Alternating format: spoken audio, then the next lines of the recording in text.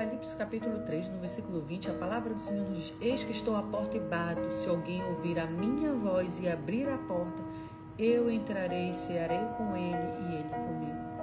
A palavra do Senhor Jesus está nos orientando: abra a porta do seu coração, deixe Jesus fluir dentro de você, deixe a palavra de Deus adentrar sobre a sua vida, deixe Deus tocar ao seu coração, permita que Ele entre, porque somente assim você conhecerá quem Deus é, você conhecerá a verdadeira esperança, a verdadeira riqueza.